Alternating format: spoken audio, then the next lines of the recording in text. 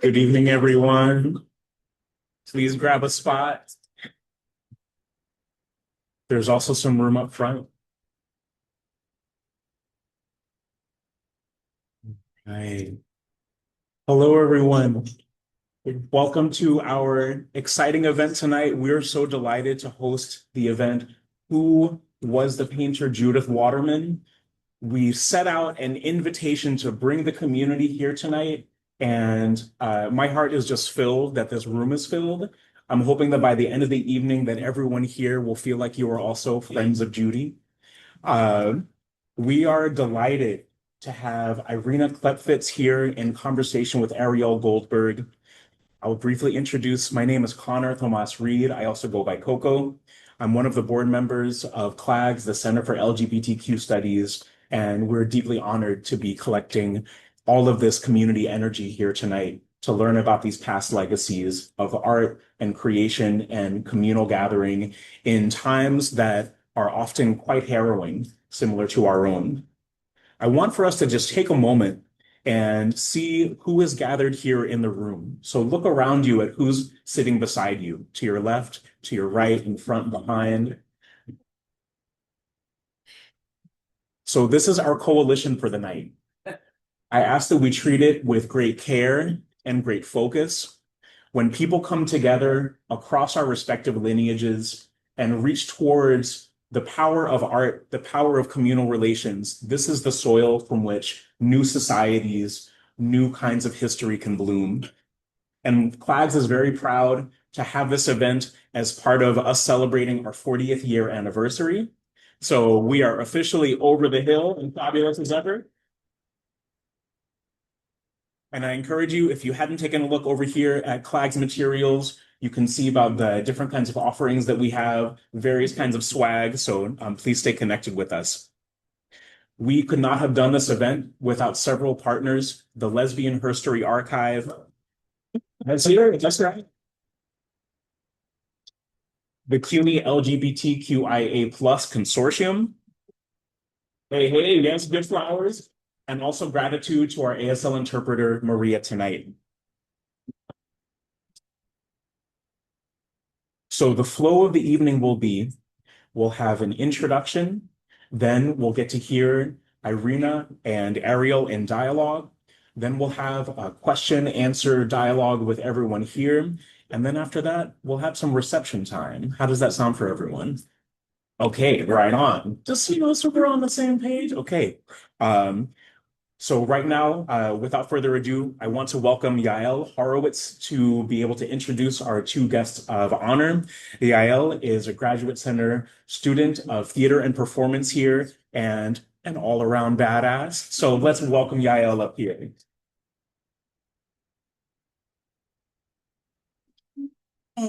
I'm very excited to get to introduce our two speakers today. Ariel Goldberg is a writer, curator, educator, devoted to trans queer lineages and lesser-known histories of photography. Whoa! Yeah, woo! Goldberg's books include The Estrangement Principle and The Photographer. Goldberg was a recipient of the 2020 Andy Warhol Foundation Arts Writers Book Grant and a 2024 Diamondstein Spielvogel Fellow at the New York Public Library to support their book in progress on trans and queer image cultures of the late 20th century. So we all have a lot to get very excited about. Irena Klepfisz is a lesbian poet, essayist, translator, activist, and a practicing secular Jew. She was co-founder and co-editor of the groundbreaking Conditions magazine, a contributor to Nice Jewish Girls, a lesbian anthology, co-editor of the Tribe of Dinah, a Jewish women's anthology, and promoter and translator of the works of Yiddish women's writers. She taught Jewish women's studies at Barnard College for 22 years, and English and women's studies at Bedford Hills Correctional Facility for Women. Her activism challenged homophobia in Jewish community and focused on reconciliation between Jews and Palestinians. Klepfisz's Her Birth and Later Years, Poems New and Collected, 1971 to 2021, won the Audre Lorde Lesbian Poetry Prize from Publishing Triangle, and was a finalist for the 2022 Jewish Book Council Prize in Poetry. A Polish-English bilingual edition of her poetry and prose appeared in Poland. I'm very excited to get to welcome us all today to learn about the life and work of Judith Waterman. And before I hand it over to our wonderful speakers, I just wanted to offer a slight content note that in the second half of the presentation, there will be mention of suicidality and psychiatric medical events. But without further ado, take it away.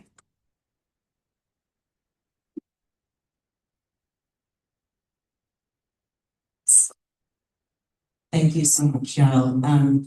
Before we go into our slideshow mode, Irena, you wanted to offer some words? Well, I'm not gonna do words of wisdom, but I do want to acknowledge, Class, of course, and want to thank that room and Coco Reed. We mentioned the Lesbian History Archives when Morgan Wetmore was our connection, and also Sinister Wisdom through Julie as was a co-sponsor of this event, so I want to mention that. I'm gonna mention also Gordon Zucker, who is whose gallery right now is showing a restaging of the 1972 13 Women Artists Show. The show that I believe was the first all women's art show in New York City. And Judy's etchings are part of the show. I encourage everybody to go down to the Zucker Gallery. The show is still on until February 28th. And then finally, there would be no catalog, no work at the Zucker Gallery, no slideshow. If it weren't for the most optimistic person that I know, Gabby von Seltman.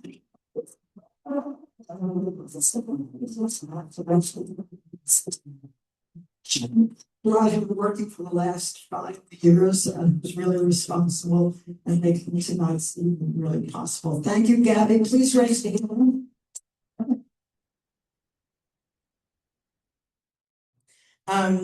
I met Irena about 3 years ago, a little over 3 years ago, and we were put in touch by Julie Enzer of Sinister Wisdom, and it was sort of like a matchmaking, like Irena wants to talk to someone that knows maybe just a little bit about art. Opposed to Irena who knows nothing. So.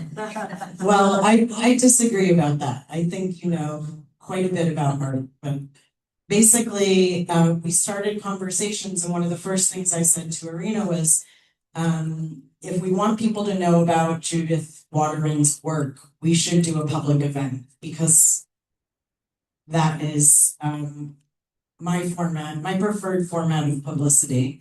And here we are now. So it's been a few years in progress, and our slides are up and running. So we are going to start off today. This is going to be about a 45-minute talk. We have 4 sections of a slideshow that Irena, Gabby, Noam Parnas, who's my collaborator on working with Irena and Gabby on Judith Waterman's work, learning about it, presenting it here to you today.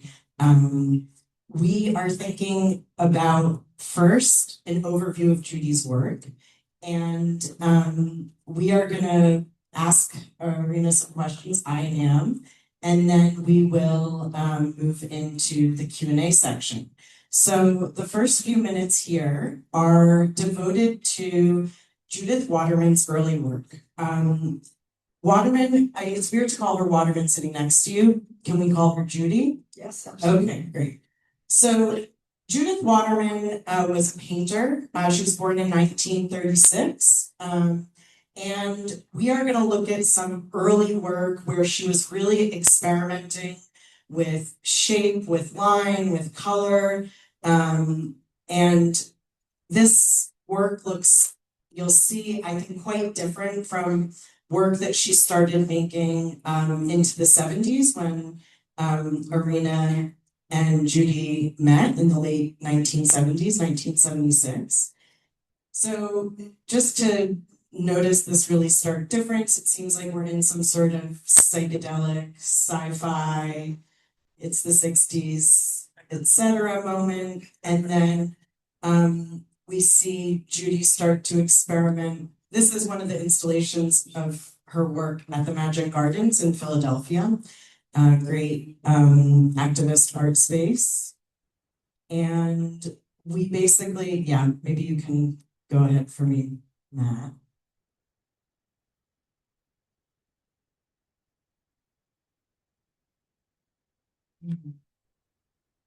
Well, what are you looking at? Okay, so here we go from, we're gonna have a little dance with the tempo here, but we've practiced it, so we knew this, there's a little bit of a delay here. So Judy basically goes into a very architectural direction, starting in the late 60s and early 1970s. And these are drawings of hers that we believe are from buildings that in Hoboken, New Jersey. Yeah, she moved to, she got scared at one point in life. She came from Chicago in 1960. Sometime in the middle 60s, she got scared and moved to Hoboken for a year. And which was safer apparently. And she drew these are just small drawings that she did of the buildings in Hoboken. And these are hanging in your home right now. Our home was loft. Judy and I started living together in 1979. She died there and I still live there. So it's been a nice red stabilized loft. So before you met Judy, she was making this switch into architectural interests and also moving from the swirly, colorful, psychedelic-ish phase of her experimentation of early work and going more into these very deep architectural studies and also studies around texture. These are etchings, I should say. We're going to be showing mostly paintings and works on paper.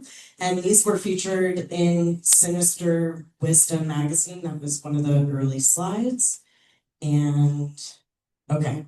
Another really fun fact about Judy is that she studied at CUNY at Hunter College. She got an MA in art history here.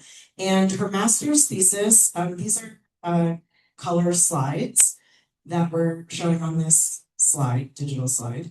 And it was a time when Barnes, specifically in upstate New York, right, was a big, all over. These were Barnes actually in South Carolina. Thank you. She had left to New York, which I'll talk about it a little bit later. But she was working on her thesis. This is around 1971, 72.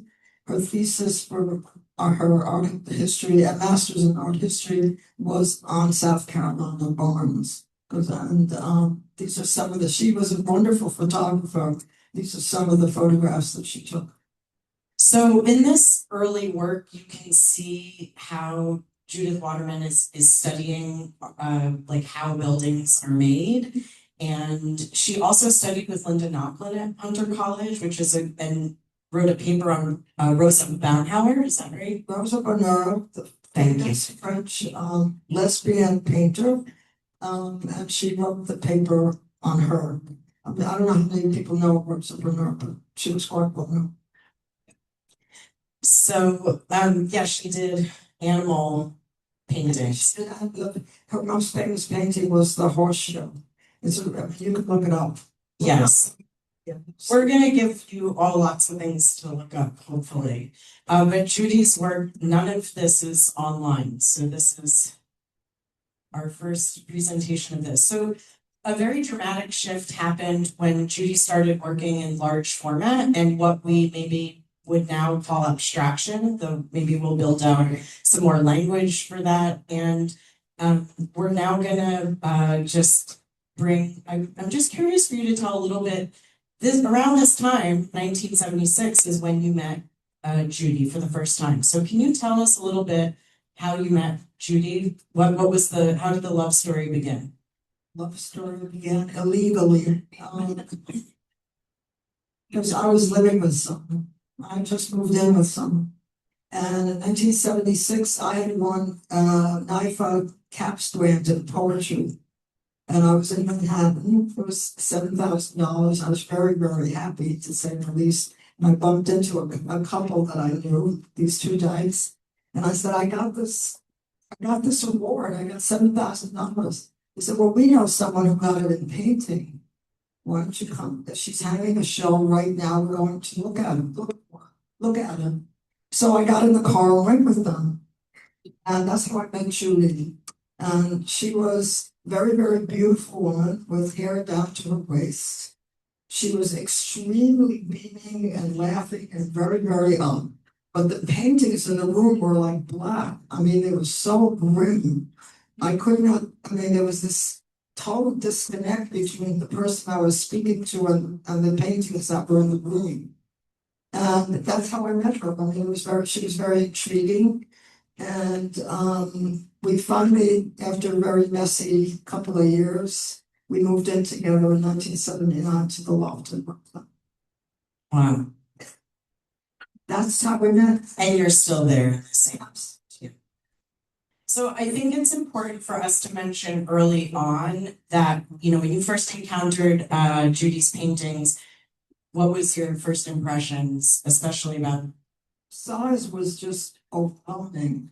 I mean, I've never seen anything like that. And what was incredible as I got to know her is that she did all of this by herself. She had no assistants. She manipulated them herself. When she wanted to show one of these paintings, she took it off they couldn't go out. No, none of these could go out the door. It was just too big. So she would take them off the stretchers. She would break the stretchers. She would somehow transport it to the gallery wherever she was going. She would then put the stretchers back together again, put the painting back on the stretchers. And then when it was all over, she'd do all of that again and bring it back with no help from anyone. She did it completely herself. It was quite remarkable. To say the least, she was very, very strong. So we actually wanted to talk about the size of Judy's work as this very distinct characteristic that probably hit you kind of as your first big impression. This is a statement that we don't have a date for that you've located in Judy's archives. And just to bring Judy's voice into the room, this is a description that she gave about her work. And it looks like someone's trying to get into the this is a popular note. Okay, we'll get him in here. So the scale of this work and other work of that period was critical to my work process. I worked in an apartment at Times Square, not far from where we are now. My studio space was exactly 12 feet wide, and my paintings at 11 feet allowed just enough space to turn them around and upside down. Over long periods of time, I worked on pieces upside down. There was a sense of tension with the physical space of the studio that I could not have with smaller work. My vision was totally engaged by the work, which filled the room. There was a sense of being in the painting since it dominated even my peripheral vision. Part of the time, I looked at the painting through a reducing lens. I should emphasize the scale of the work in relationship to the space of the studio represented my resistance to limitations imposed from without. Yeah, it really says it all, you know, short and sweet. So these are some works also from the late 1960s that you can see the real contrast to the earlier works where there's a real fascination with marble and textures. And actually we have a poem, you've written a poem that was sort of responding to this turn in style. Do you feel ready for me? It's like yeah. Well, this is called one of the biggest issues among a number of issues that Judy had faced was economics and about how to support herself. So this was a poem that I wrote about her. It's called A Poem for Judy Beginning a New Job. I had walked into this, I came to pick her up at the end of the day. She was on this platform. She was transcribing, she was a transcriber. And so this is the poem that I wrote about that. Keep it close. I will keep this simple, not give it universal significance, nor transform it into art. You say, I will not do this forever. I will paint. I learned now that it's no solace to point out the others, so many others straining, wasting, unable to do what they know they must do. For all such loss is always solitary and unshared, outside the scope of bloodless theory. You do not paint, and what must happen does not happen.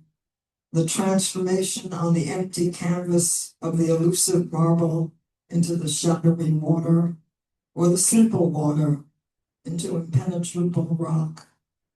And nothing, not even a loving embrace, nor special intimate midnight talk will ever make up or diminish that loss for you, or for her, or her, or her. Thank you.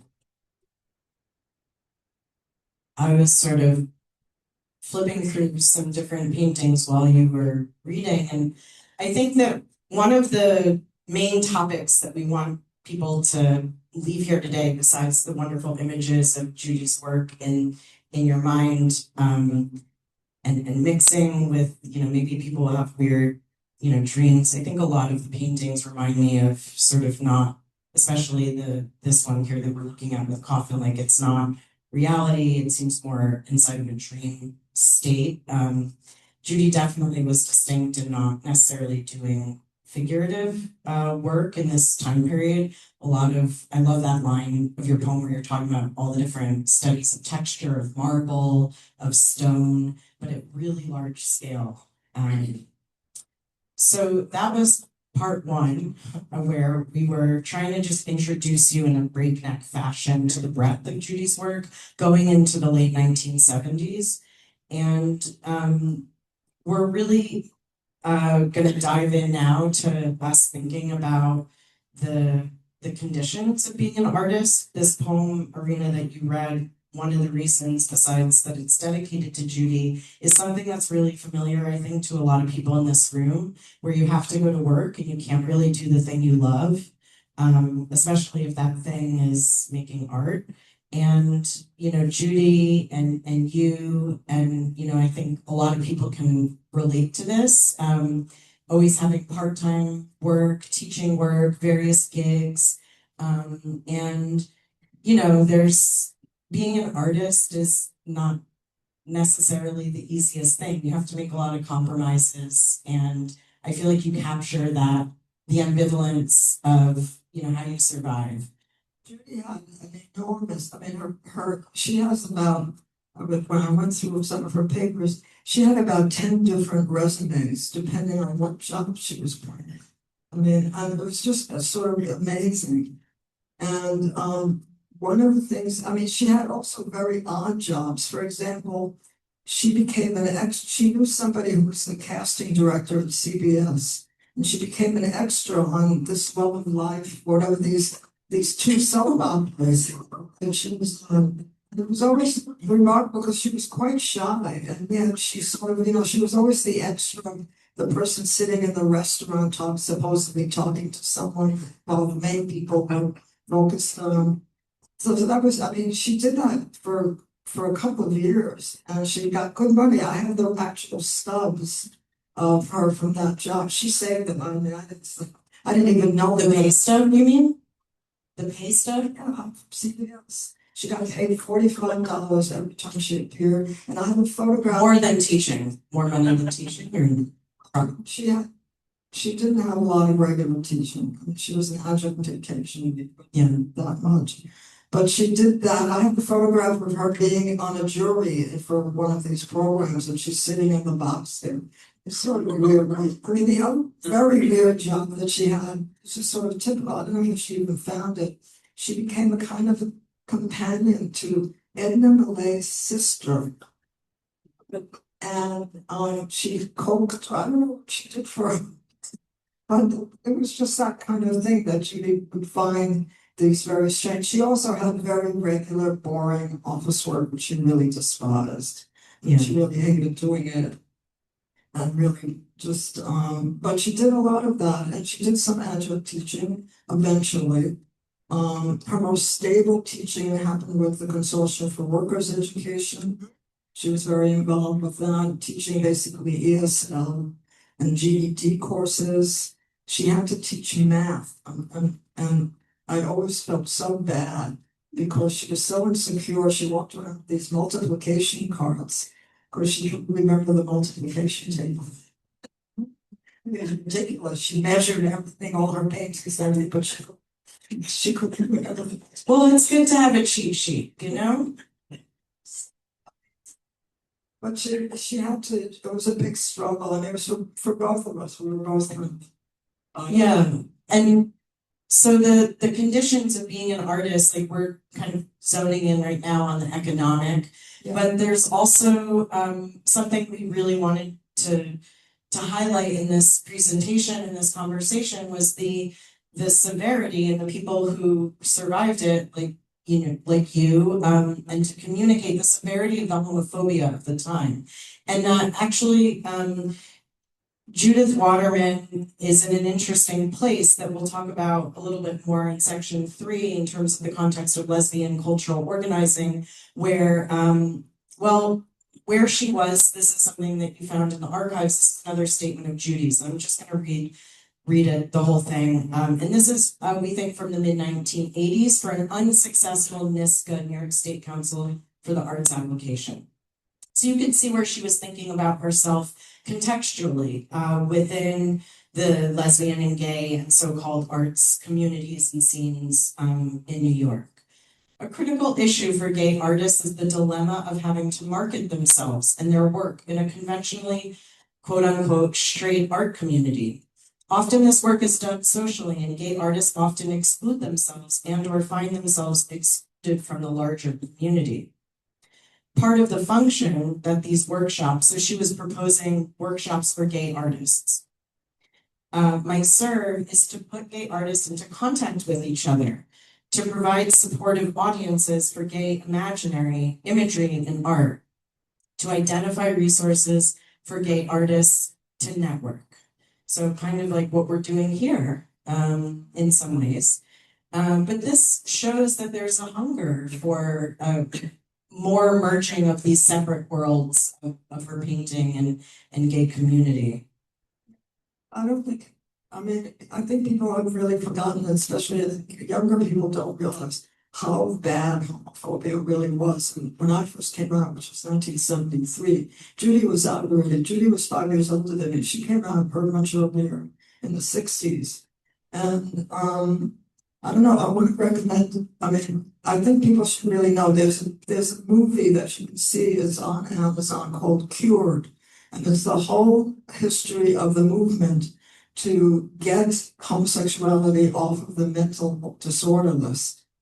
And at the beginning of the film, it's really shocking what they describe was going on in terms of treatment and psychiatric treatment with gays and lesbians.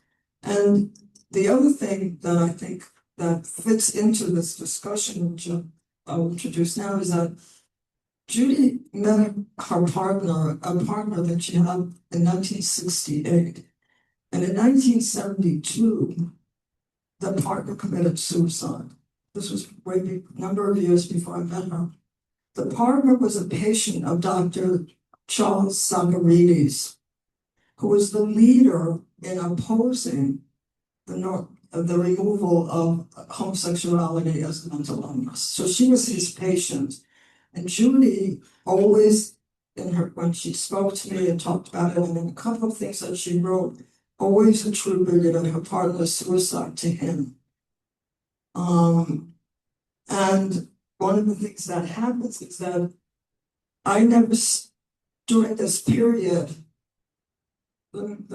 that first happened in 1972, and Judy fled from New York, even though she got involved in 71, I'm sorry. She committed suicide in 71, and Judy fled from New York. At the same time, she was still doing the 72 show and trying to finish her master's. But she left New York, and she bought a house with the inheritance from her partner.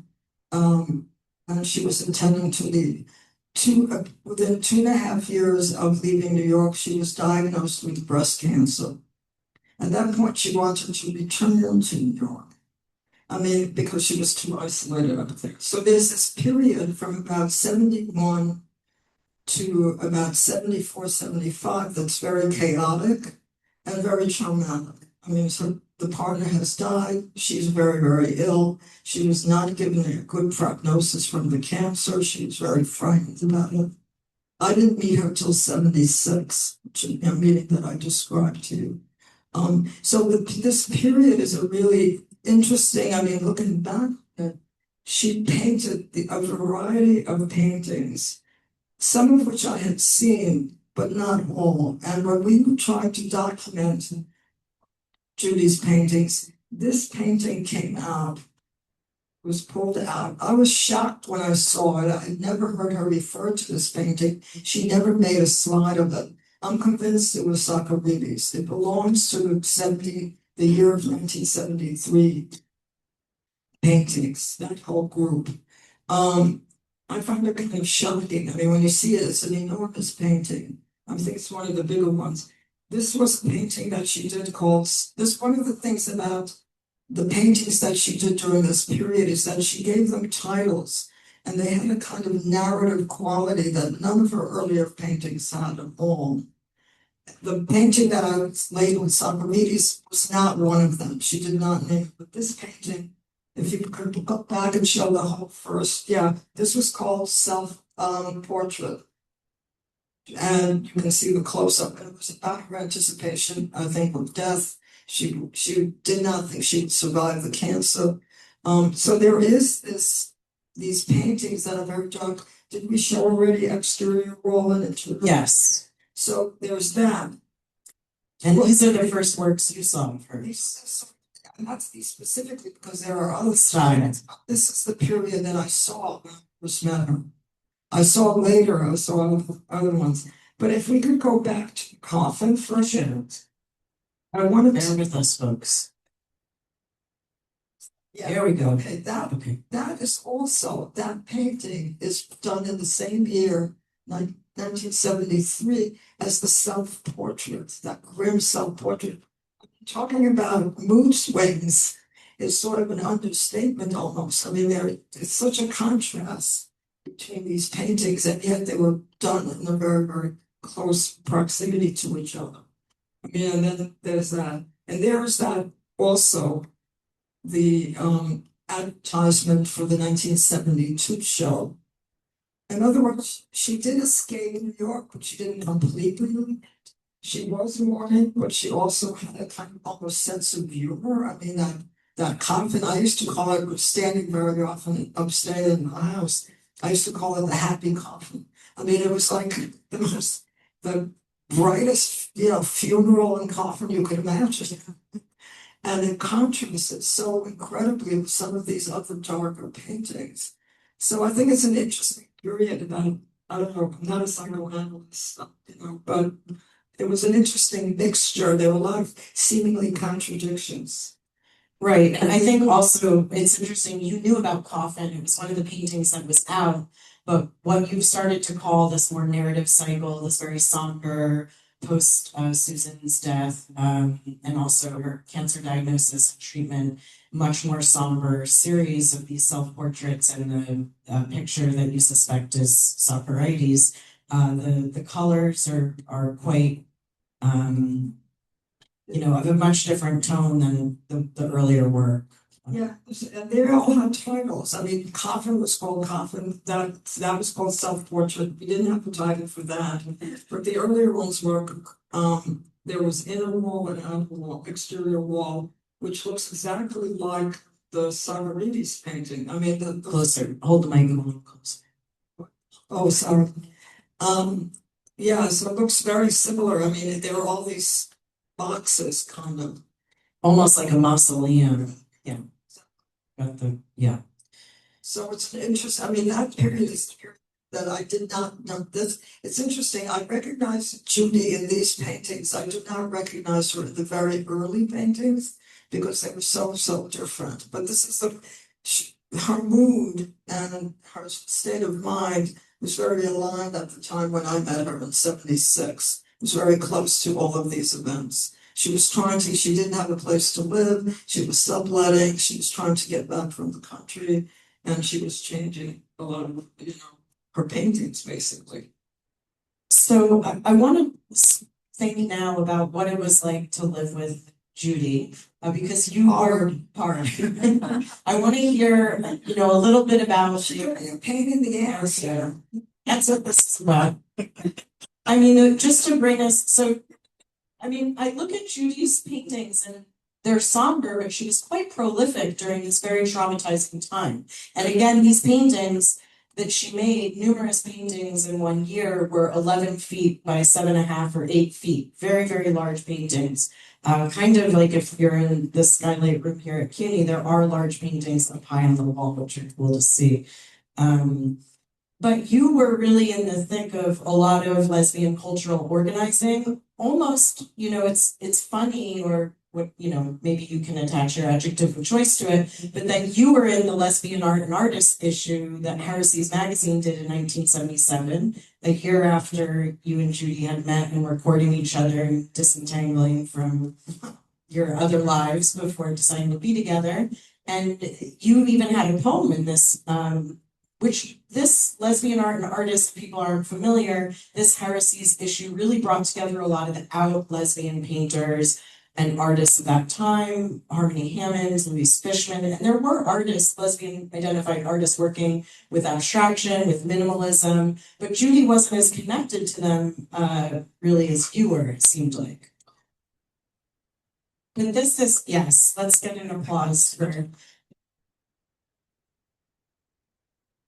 This was one of the discoveries for me in working on the slideshow, and it's my new favorite photo of you too. Remember those subways? Remember the graffiti? Yeah. Okay, you want a new question? Okay. So, we're moving into part 3 now. So your community, your life together, and at this time you were an editor for Conditions magazine. You were part of the editorial collective for issues 1 through 6. You were contributing poems to Heresies. You were on a literary lesbian cultural scene as an organizer and a participant in a lot of different collectives at this time. How was it that Judy came into your lesbian cultural organizing? Judy came into my lesbian kind of life very, very readily and very eagerly, and was very, very happy in it. She did not, I was still actually, when I met her, I was I came out when I was 34, so when I met her, I was like 37. But I was like, only out of 3 years, I was called a baby dyke, but she was not really in that world. And what I had experienced coming out in New York was that I lost almost all of my heterosexual friends within a year of coming out. And though I was not a lesbian separatist, I was living like a lesbian separatist. I was not ideologized that way. In fact, when I first met Ilana Dykewoman, we had a huge fight about separatism. But the fact is, I was leading a separate life. And it wasn't that my friends were homophobic, in a very violent way. It was just like, what could we possibly have in common, kind of thing. And Judy experienced, I think, the same thing in the art world. Now, the difference was that I had a community that I could almost literally just step into.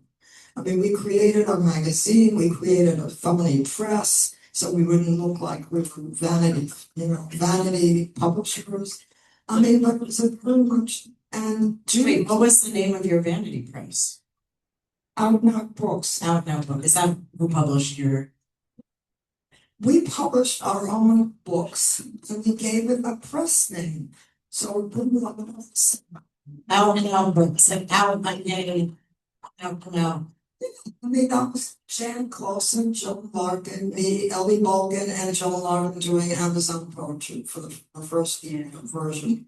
And we just put a label on it and everybody thought it was press. We didn't distribute anything. It's like the George Eliot, but the publishing version. Exactly. I mean, so, but I think that the art world was different somehow. Judy, I think, lost touch with a lot of her friends, a lot of the people even that she showed in that 72 show. And she didn't somehow, for whatever reason, I think there was also, despite the fact that people like Harmony Hammond and Louise Fishman, a lot of lesbian art was really representational. She was an abstract painter, and she did not feel somehow connected in a certain way. And so, but she was very comfortable in the lesbian community that I was traveling in. So it wasn't that she was trying to avoid it, but she also did not know, and I understand it. In those times, to be an out lesbian in a totally heterosexual context like the art world was really hard.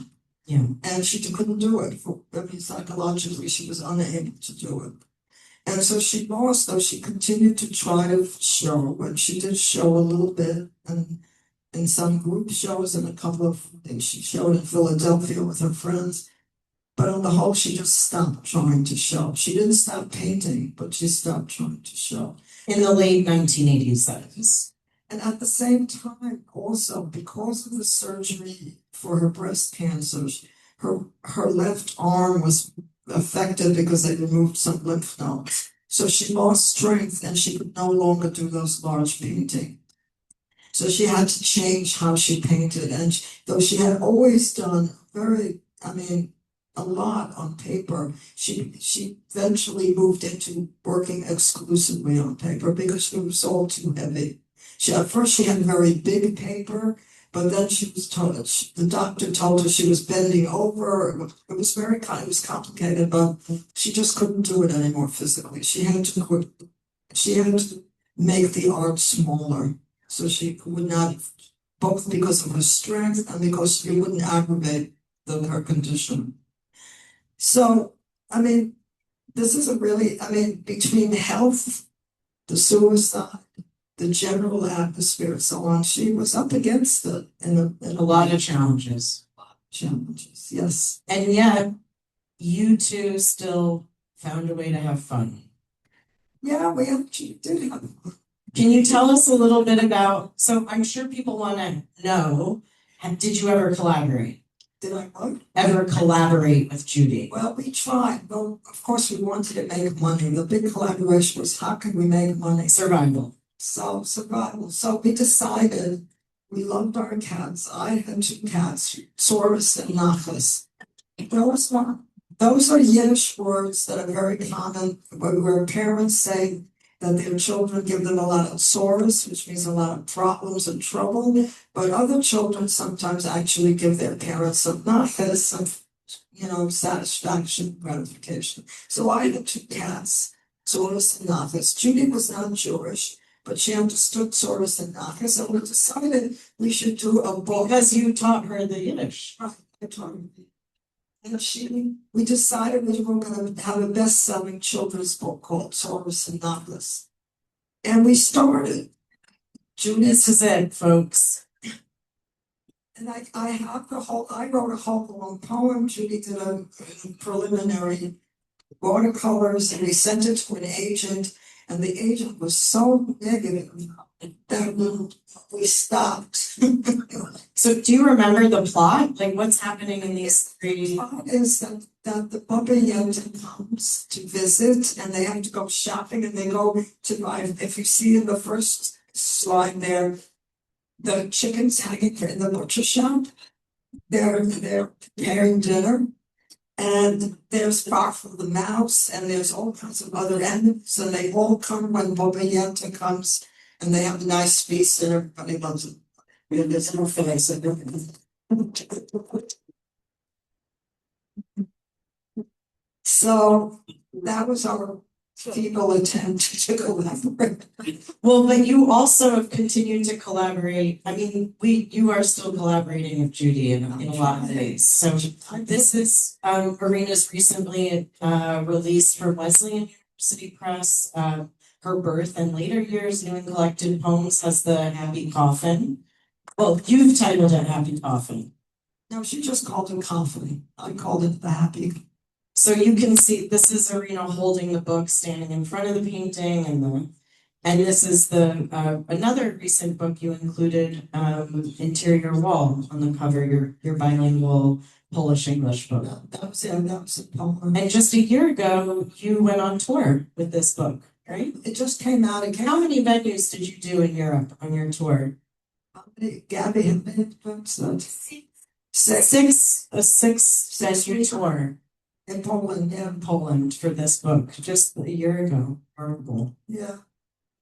Okay, so our fourth section of the slideshow, this is a photo by Jeff Manassi, is that how you say his name? Jeff Manassi? Oh, John Vanessa. No, I was off. Okay. You called him Jack? Jeff Manassi. Anyway, sorry, Jeff. Was a wonderful gay photographer, and he and because I want to do this.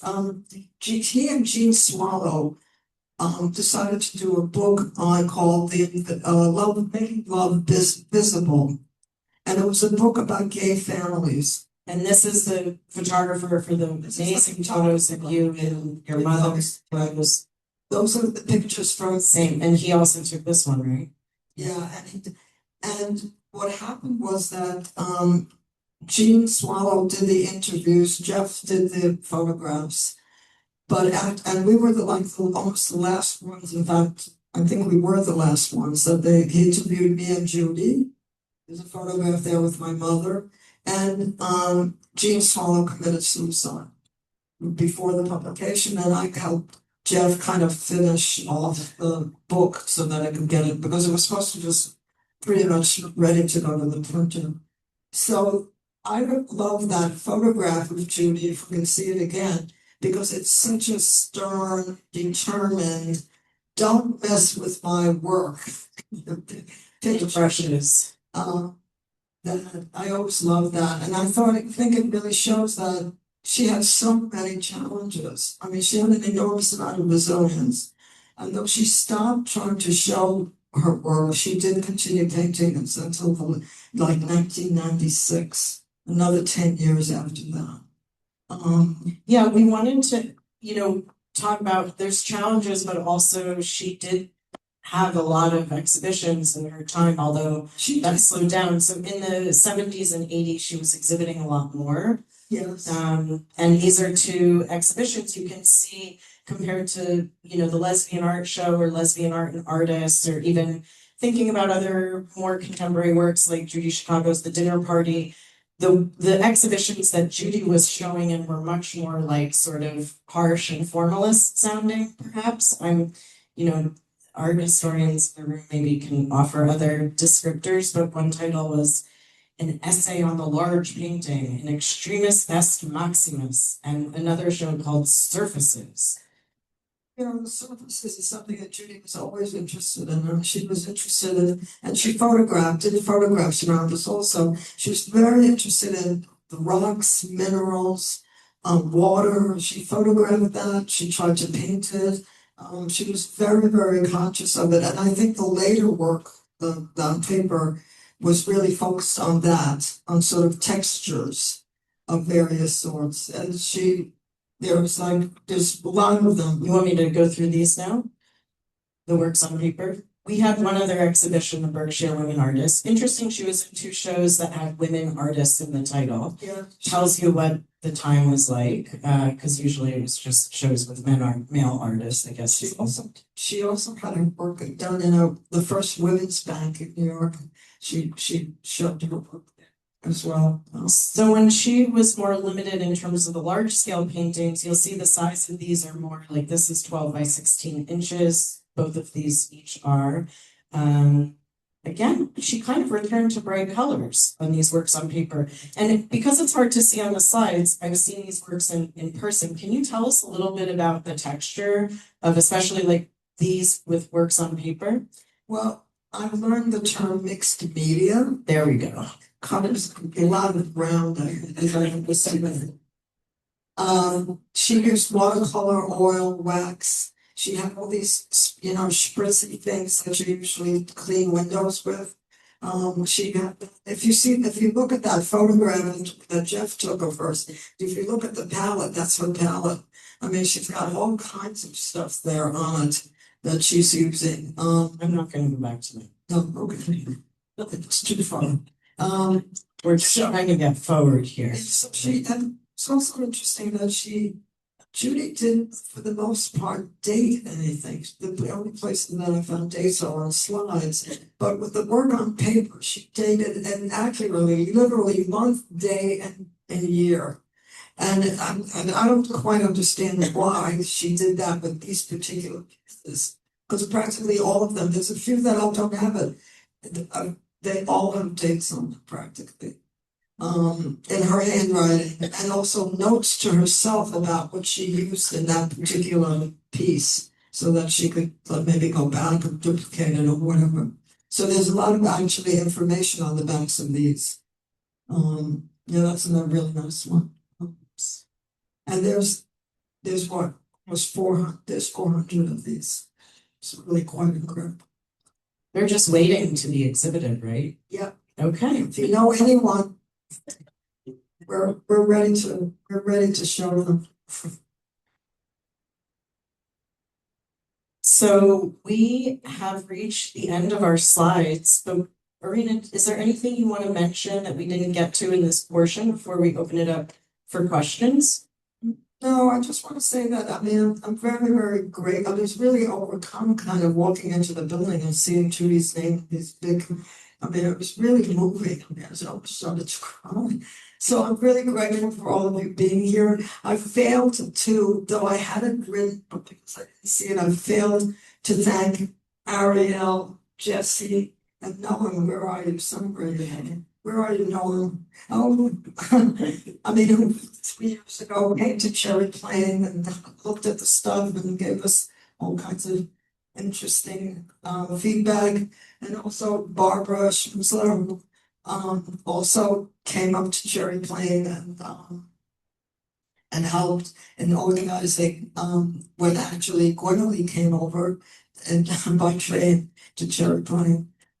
So I want to just thank people. I'm very, very grateful for this opportunity from Clags, Sinister Wisdom, Lesbian Europe, my community.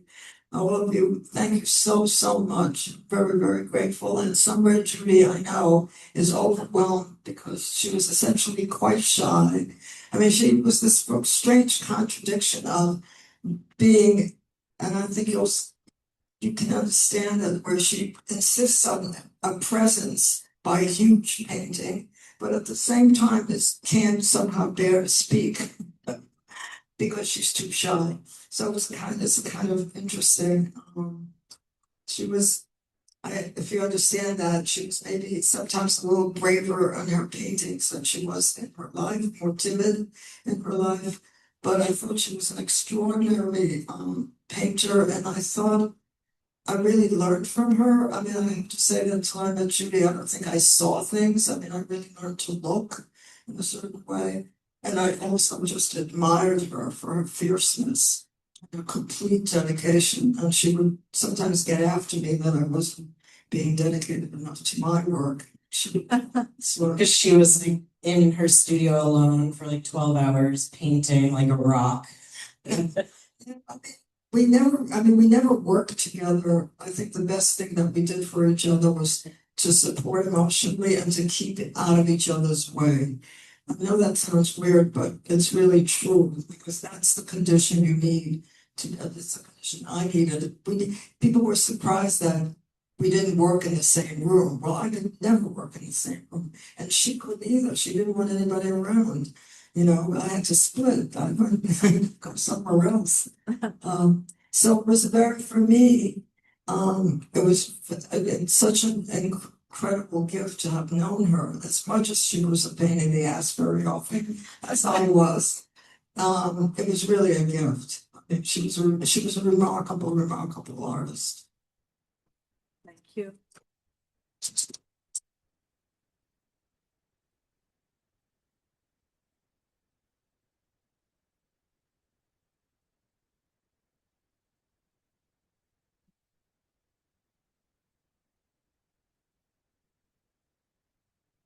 Just say one more time, the Zohar Gallery, Judy's etchings are there, but so is the work of 12 other brave feminists. Please go down. It will be open, the show is on until February 28th, Zohar Gallery, 33 Bleecker Street.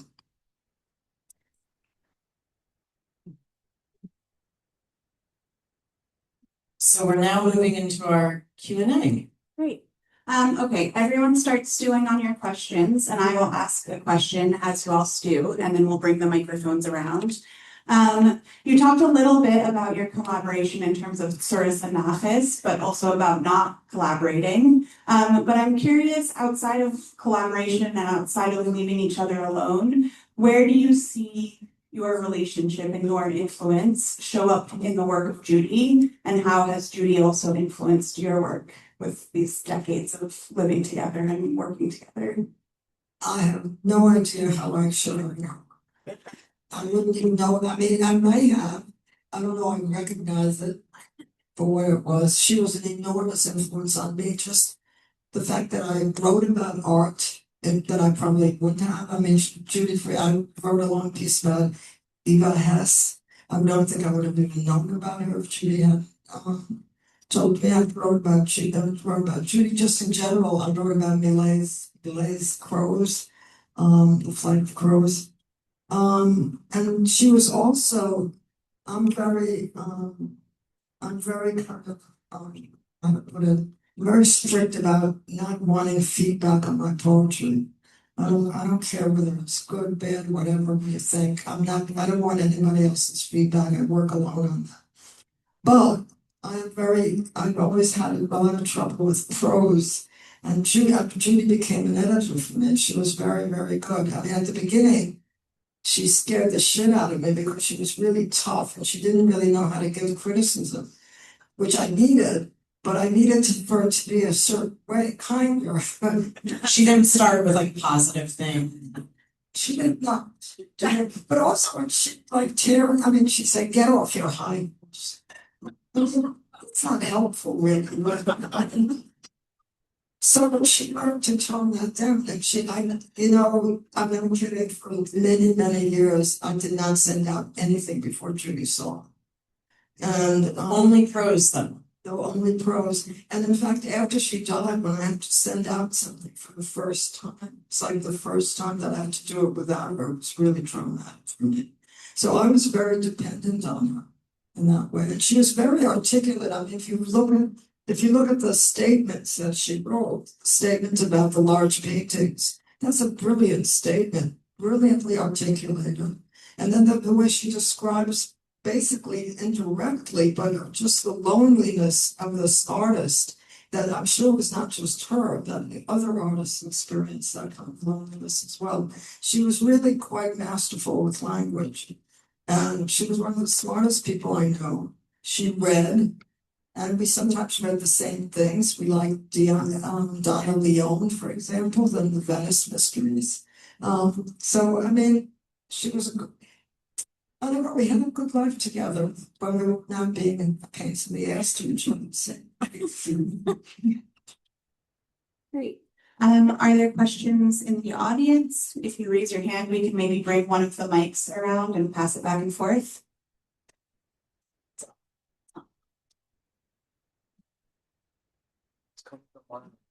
Good. Any flashes of inspiration? Yeah, thanks for getting us started. This is a little bit building on what you were saying about irony. There was I think a poem of yours where it's all about your lover and the aesthetics around a lamp, right? Like a lampstand. Is that about Judy?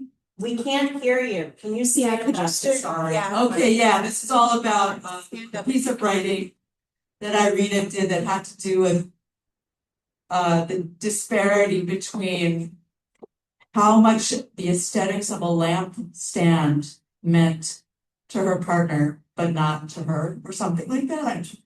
Do you remember a poem about it? Was that yours? With the lamp, yeah. Oh, that's a parable. Yeah. So what's the question? Is that about Judy? That's the question. Yeah. Is that poem about Judy? Oh, she's probably, it's not a poem actually, it's a parable. It's the lamp.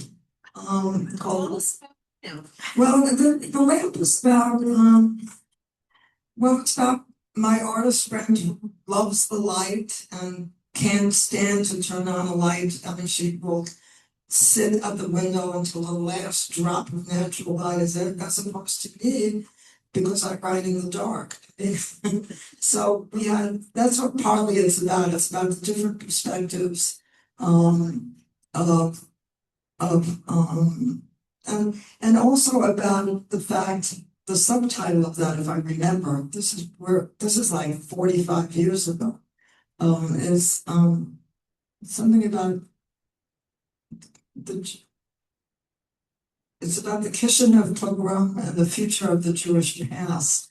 And it's about that fact that this lamp that I have one friend who thinks it's terrible and it's ugly and I should throw it out. And I have another friend, who's like Judy, who thinks it's perfectly functional. And why should you throw something out just because of this? Well, so it is partly, I mean, she crept into some of my writing. I did a very long short story called The Journal of Rachel Robotnik. And she was very much a figure in that. I think that was the closest. I generally did not write about my relationships. I know that people wanted to have that, but I generally did not. And I wrote, like I said, I wrote a couple of the poems about her. I wrote most recently, I wrote kind of because of doing all this work, I did a long poem, which is basically a biographical poem about her life. But no. Other questions from the audience?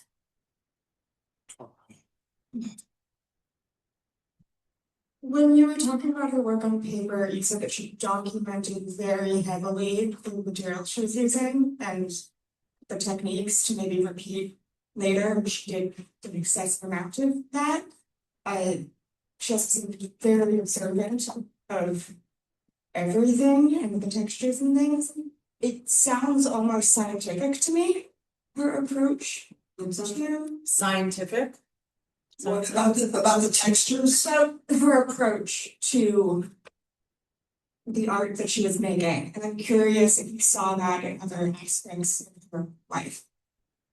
No, she was probably most unscientific, but there is an element. I do feel that a lot of that work on paper is almost like microscopic, from that sense that she's kind of getting closer and closer and closer. And you see that some of the larger paintings, you see this very large marble and so on. But in some of these smaller ones, there's an intensity and she's like right on top of it, in a way that she wasn't before. Though there is, I mean, I think that a lot of Judy's paintings have an obsessive quality. Because if you look at some of the wall, for example, exterior wall and interior wall, or if you look at the painting of the self-portrait, the dark one, and you look at the background, I mean, it's every inch is like hand done. I mean, it must have taken her forever. So there is that quality, I think, that she has. I don't know, I would call it scientific, but there is an element that I always think of it, that she's somehow looking through a microscope in a way and trying to sort of feel things out. That I think comes out in the paperwork, not as much in there. See, I have a question from Zoom. Earlier in the program, there was a piece shared and a description of living in a room that was 12 feet, making art that was 11 feet, and the struggle about doing it upside down just to be able to move around the painting. So you are at the 50-year mark of hiking up those stairs to that loft. And it is not a small staircase, and it is a steep staircase. I'm understanding that there was this really decades-long experience of the struggle to bring the art out, literally, physically. And you talked about breaking down the stretcher and the frames and such like that. Even when she switched to paper, there's the obligation to bring the materials up in. And so can you say anything about, did she ever talk about the experience of space in relationship to neighborhood and environment and what it meant to her to negotiate space around her art for decades? Well, no, she didn't, she never really talked about it. I mean, it's really interesting that you talk about the staircase because the last 3 years of her life, she couldn't do it. I mean, she was really homebound. I had to hire people to take her to the doctor because she couldn't do the stairs. But in terms of the paintings, I think she was, I think in our loft in Brooklyn, I mean, you know what I mean. So, she had the space that she needed that she doesn't, like she described that apartment. That was no longer true. And she had that also up in upstate. So I don't, she never talked about it. I mean, I do remember one time that when she had this show, it was a solo show in Philadelphia that her friend Julia Zagar arranged. And I remember that at the time in our loft, we have a window where we now have a window by the fire escape, used to be a door. And so that you could literally walk out. And I remember her tying this painting, parts of this painting and lowering it from the fire escape by rope downstairs. So I didn't even try the staircase. So no, I don't have an answer. You've got a question from Zoom, and you'll be on next. Question about how Judy had created texture in her larger scale paintings. If you would say more about that. What about the texture? How she would create texture in her large scale paintings. I mean, I don't have the physical, I mean, she did, if you look at her paintings, they are very much marble. She once told me, one of Judy's interesting jobs was that she was in the picture department at the 42nd Street Library. She worked there, and she worked there in the 60s. She had an evening job basically from 4 to 10. And she told me that she would walk home at night from the 42nd Street Library to a studio, which was somewhere in Hell's Kitchen, I don't know. But she said she would walk through these dark streets, and periodically there'd be a building with a doorman, and the doorway would be lit up and it'd be filled with marble inside. There's just this blood of sudden spurt of marble in this darkness, and then she would walk and she would see these doorways, and that's the kind of texture that she wanted to reproduce in some of her paintings. That's the closest that she ever actually talked specifically. And she talked about those walks at night from the 42nd Street Library and seeing those lit up doorways. And in these very posh buildings, there was all marble, of course. And she did try to duplicate that in some of the paintings.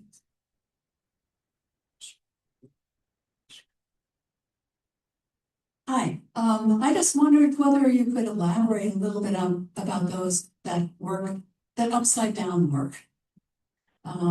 Was that work more? Did she work for representational work upside down, or was She didn't do representation. Well, there's the coffin. Or whatever, yeah. Or representation. So it was for the abstract work. I'm interested. I never saw her actually doing that, but she talked about it. I mean, Isaiah did the Magic Gardens Philadelphia. He said that the first time that Judy wanted to show him a painting, for some reason he wasn't going to go into the apartment. She wanted to bring it out into the hallway. This painting came out. It was so big you couldn't see the person behind it. So it looked like the painting was walking by itself because she was totally hidden.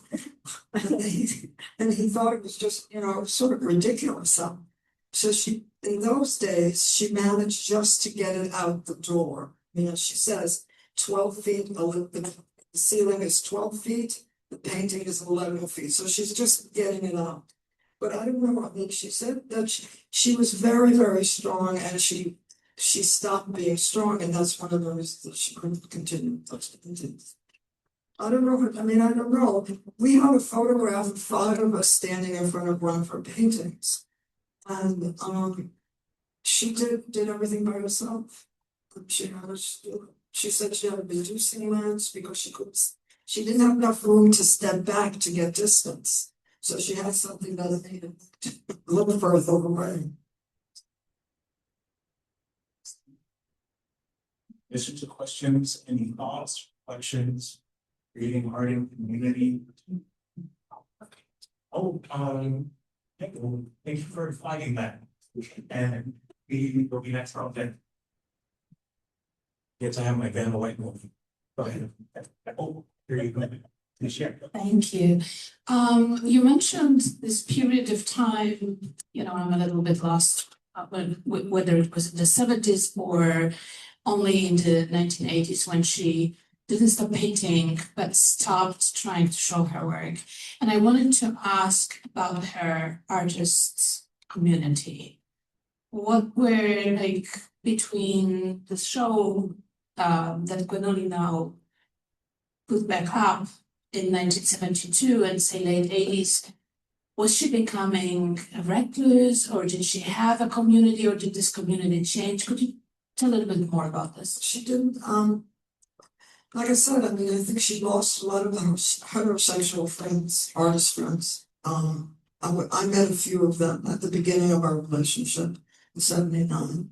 And she just saw less and less of them. She did have some friends. She had Isaiah and Julia Zagar, these artists from Philadelphia. Helen Devine, who was a lesbian, a gay artist, you can look her up. Carol Herrer, another person that was part of the circle. Carol Herrer visited us in Cherry Plain. But on the whole, she had no community. She had my community, but she didn't have her own community. She was not a recluse. I mean, she was quite social. She was very happy in my community. She loved people, you know, she liked the same people I did. She liked socializing with them. But they were, for the most part, they were basically writers that she knew. And she appreciated that. And she was a reader. She was a real reader. As opposed to a fake. No, I mean by that She liked to read. yeah, she liked that sort of the part real, not by fake. That she stand. I mean, yeah, I mean, she was great. I mean, very much focused. She also read, like, she was incredibly interested in the world. I think she read every goddamn book on George Bush. I think she was into politics. She wanted to read all of that. We both like mysteries, so we sometimes shared a lot of those things. But she just did not. There was a point, I think, where she kind of gave up on that community. And I think she missed it. But at the same time, she was incapable, it seems, for whatever reason, to really venture out. And I do really urge you to see Cured, because if you think this is weird about her, it's not. There was a vicious time. It was a really hard time to be I think she was the only lesbian, for example, in the show in '72. I'm sure she was, because I have a feeling if there was another lesbian, they would have found each other very easily. And In 13 Women Arts. yeah, that the '72 show. But she did, and I remember what I felt when I had to use the word lesbian in both Jewish and non-Jewish, you know, readings, or I was terrified. I would be shaking just to use. I had a poem once which I made up a Yiddish word for lesbianka, and I was doing it at a Jewish event, and I was shaking, and I said to myself, Irena, why the fuck did you have to say this word 4 times in this poem? It hurts more than enough. But it was 4 times. But I mean, and if you see Cured and you watch the first 20-25 minutes, that describes that atmosphere that we were living in, that we came out in, I think you'll understand much more about Judy and about her reluctance to stand out that way and to, you know, I mean, it was very, very hard. I know how hard it was for me. I think it was harder for her because I think the artist world was really hard to be in. And I was shocked when I found out, for example, that Julia and Isaiah did not know about her suicide. I mean, she didn't tell them. I mean, it sort of breaks my heart when I think about it. I mean, there's kind of loneliness about you. She was totally open with me. I mean, she told me everything, but with other people, she was much more guarded. And I think it was much harder. And my medium seemed much easier. I mean, the thing that the 13 artists did in 1972 was really a miracle because it was costly, you have to have space. So I'm used to Xeroxing a poem, sending it here and there, whatever. I'm not, I don't have to encounter people. I don't have to talk to anybody. I can just put it in an envelope, they can send it back, whatever. But with art, it's one of the things that I had to learn about art. That there's no Xerox. There's only one. That's it. There's one. There's no Xerox. And I had to get that into my head and understand what the implications were about how you deal with them. And that you can't Xerox it. I mean, she used to schlep these paintings when she was competing. I mean, she had in those days, sometimes you could put in a slide, but very often you had to bring in the painting.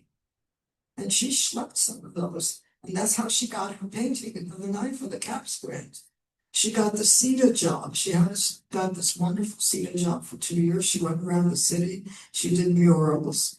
And she taught, her favorite thing was to teach seniors. She loves teaching art to seniors. What is CETA?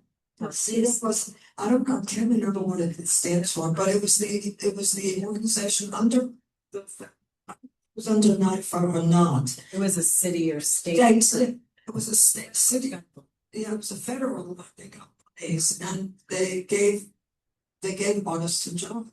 She had paid the only time she had really steady income for 2 years. And she did murals in Staten Island, in the Bronx, she did courses and so on. It was really great. But I remember this very clearly because she was very sick. She had some kind of a flu or cold. She had like 102 fever. And I told her not to go for it because she had to go and show her work.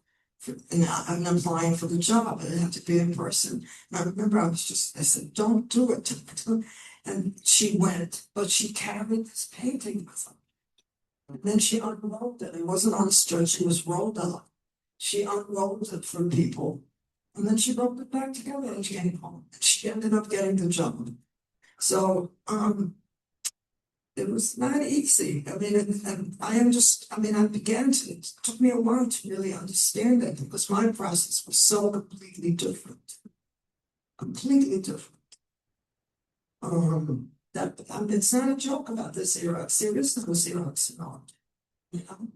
With me, I can have 20 Xerox and my poem doesn't change. It's the same poem, no matter which Xerox. Yeah, I guess my question, the way it's following up on what you're saying about there being just one painting, no Xerox, and to get it into the world and around takes a lot of schlepping.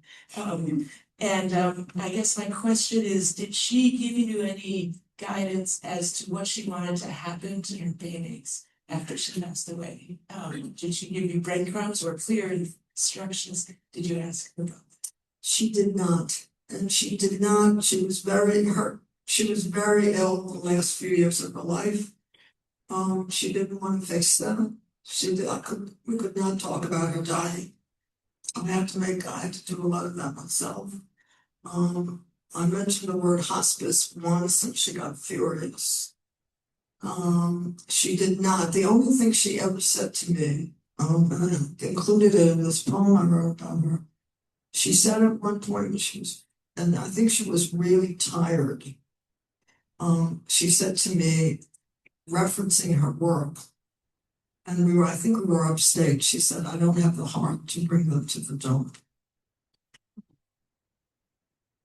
But what I was supposed to do, I got no instructions on it. But that's the only time I ever heard her obviously thinking about the future and what was going to happen to her work. And she said, I don't have the heart to be brought to the top. It was really It was tough, it was very tough. I think finding a solution. But we gotta find a solution. You're finding a solution. We're finding Can you use the mic more? So- I think that you're finding the solution, try it. and this is a great step for us. And I mean, there will be walls that appear that you. I think Judy, if Judy could know that this kind of event is taking place, I mean, she'd just blow her heart. I mean, she was so kind of anonymous in a way, so she became anonymous. Yeah.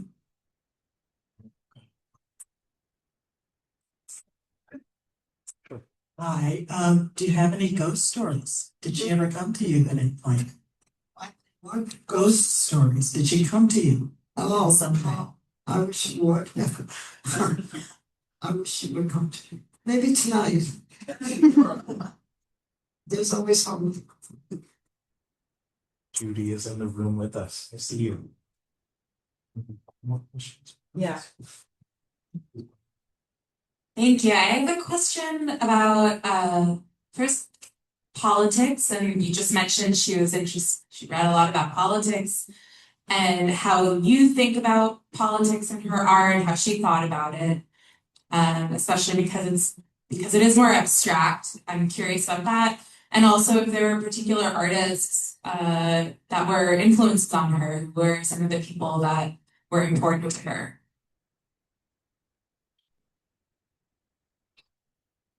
Politics and art. I think that painting of Socrates is a political statement. It's a very emotional statement, but I think she was very, very conscious of it. And she was very conscious of politics, but I didn't know necessarily that some of the abstract work that she was doing really related in that way. I don't know. I'm not enough of an art person or art critic to be able to answer, to sort of interpret it. I respond to the artwork as sort of I respond to. In terms of what people that she liked, one person that she worked that she super liked was Edward Hopper. I think she always responded to the loneliness. I mean, she actually is, I believe he lived in Washington Square. And she said that she stole his name, his handwritten name on his mailbox. And she kept it somehow. She was really nuts about it. She loved it was in his handwriting. She stole it. Don't get it wrong. She was a thief. And she loved American art. She was very much into American art. She loved also, historically, she loved the Hudson School of Art. She loved that kind of work. She loved going to the Brooklyn Museum and seeing American art there. That was her favorite museum, the Brooklyn Museum, yes. And she very much supported women's art. So she was subscribed to AOC. She subscribed to the women art news. It was a ring. And she loved Louise Bourgeois. She had many of her, but she liked her work. We saw her work very much in Massachusetts at Williamstown. Or they had a lot of work up there, so we would see that. Mass Mocha. We started running Mass Mocha. Canterbury. We were close to that upstate. So, who else did she like? She loved Rothko. So, really loved Rothko. Did you mention Georgia O'Keeffe? Oh, Georgia O'Keeffe. I think she was influenced by Georgia O'Keeffe. I think the very early work. I have to say the very early work of the early 60s is work. There's other work that I associate with Judy and that I recognize Judy in. That early work, I don't know what it is, surrealistic, whatever. It's not a Judy I knew. And of course, I met her after all the Trump upheaval happened. So she kind of changed, I guess, but I don't connect those paintings with the person that I knew. But I do some of the later stuff, very much so. So I feel there's kind of distance there for me, and looking at the early stuff, I can't even imagine that she made those, actually, that she painted those, because there's such a totally different, I don't know, perspective or whatever I don't know to use. Whereas the other material seems to be much more like Judy, the Judy I would. Any final questions, comments, or feelings? I just have two questions. Did it affect her at all that Sakari's son came out? That's one question. And are any of the murals that she worked on in the Sita era still extant? I don't know that she even knew about his son, or that she was aware of it. I don't remember. I wasn't aware of it. I mean, I don't remember him from the Clinton years. Sakari's son was gay. He had 4 children. One of them was gay, and he became an advisor to Clinton on gay issues. He was very public. In fact, if you see the movie Cured, he's very much in it. They interview him, and he talks about his father. And what was the second half of that? Oh, the murals. One of the things that I want to research is find out where she made them, because I only saw one. I saw one in Staten Island that she was working on and wasn't finished. I don't know where the others were. And I think we have to go back to the records of Sita and see. I'm sure that there are records. I'm sure they exist, and we can find out. And even the one that I know was in a senior center of some sort. I mean, my tendency to think is that it was totally painted over by now. But you never know, and I don't know where the others are. That's something that has to be investigated. Because she did quite a few of them.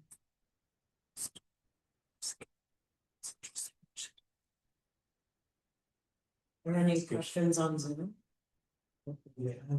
I want to ask if Ariel or Irena have any concluding thoughts to culminate the night before we go to sessions. Oh, let's see it. Sorry.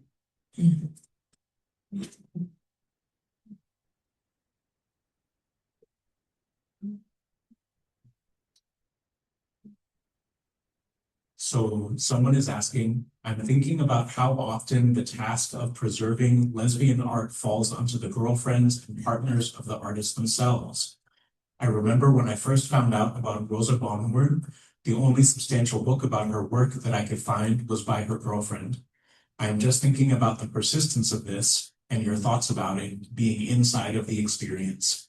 Thank you both so much for sharing Judy's amazing work with us. Okay, to repeat the question, often with lesbian artists, it seems like their girlfriends and partners are the ones who have to preserve their legacy and show their work. And the person asking the question on Zoom is asking if you have any thoughts or feelings about that tendency from the inside perspective. No, the fact that often it has to be the girlfriends and partners who help show their work after people pass.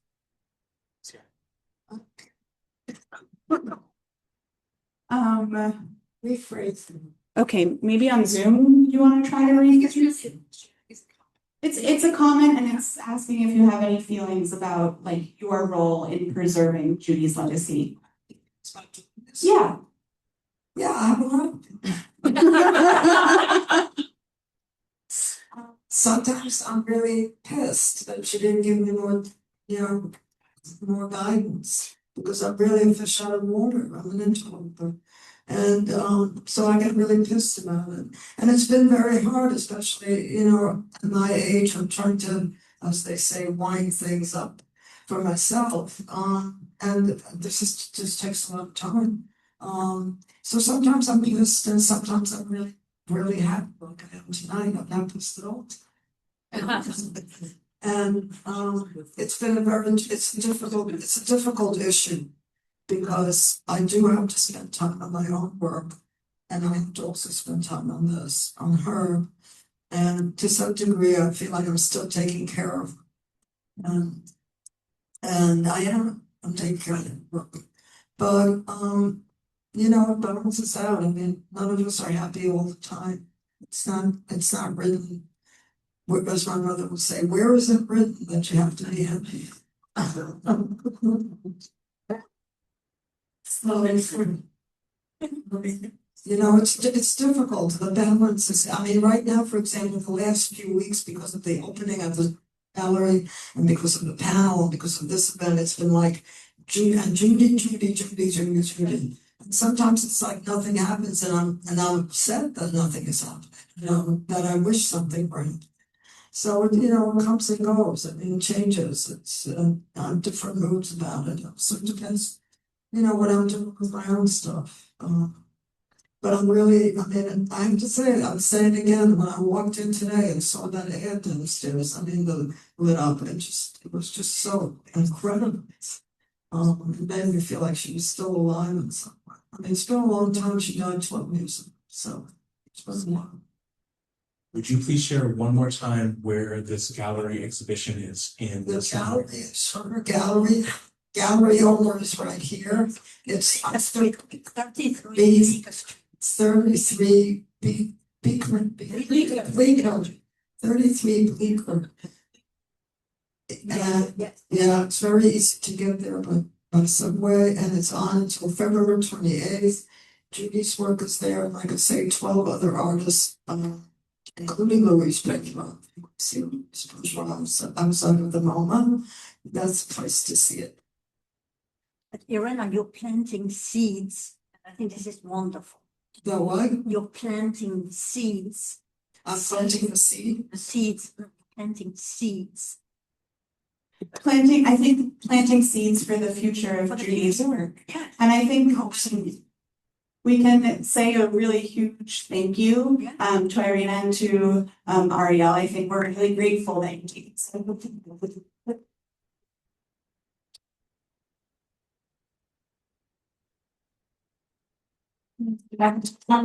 Kurator can give us some information about the reception and what is to come currently. Yeah. To Ariel, to the ASL interpreters, to all of you for gathering, including those at Zoom. May these seeds bloom, may we cultivate them. And part of that is building community still here tonight. We're going to do just a brief pause where we'll take these chairs and move them to the side as food is getting set up, as we're setting up the reception. But please stay, hang out, connect with each other, and thank you again so much for this evening.